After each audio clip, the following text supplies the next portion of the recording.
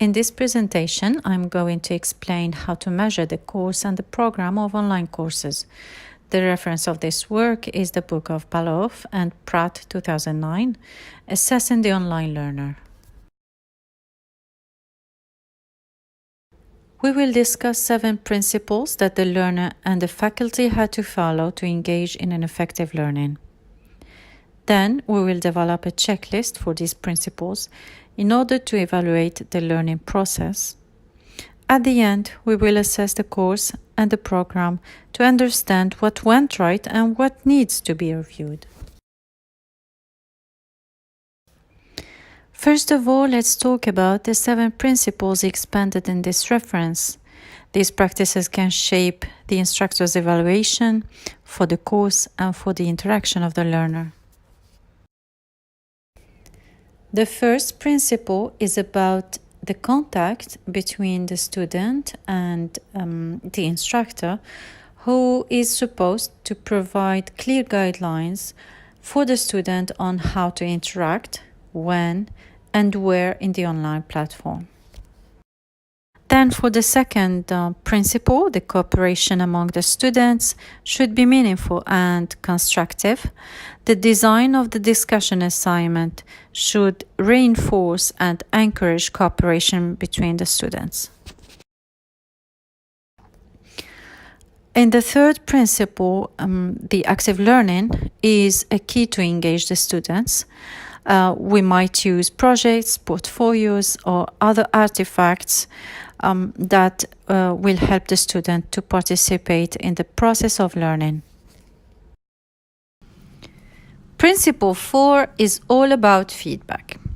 The instructor should provide feedback on the inquiries and ideas of the students. That's what we call information feedback. The acknowledgement feedback is to send a message to the student immediately upon receipt of his assignment.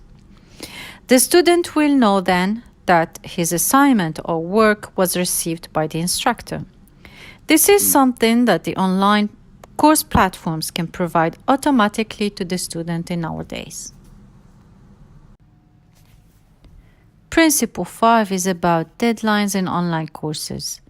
Deadlines are considered one of the major elements to motivate and engage the student to achieve more learning goals. Then we have Principle 6, where we have to challenge the student by praising the quality work and providing challenging tasks to get the most of the student's effort. In Principle 7, learning can happen better when the students get the chance to choose the topic of their projects and the delivery method of their artifacts. Respecting the diversity of their talents is important too. But I would suggest another point here, and I would say that choosing the team members of the assignments and projects is important to engage the students in a quality work.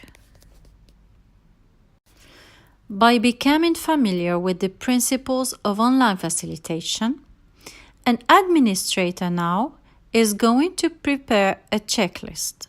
This checklist is going to be used to review an online course and instructor performance within that course. Now he's going to look at a measurable outcome of online facilitation, and he's going to focus on 4 areas: student behavior, faculty-student interaction, provision of technology, and provision of learning environment. In the first focus area, we're going to determine the student's skills. We're talking about technological and social skills here. This means that the student should be able to use the technology provided in order to conduct the course. Then, to determine his participation and interaction with the course and with his peers using different communication techniques.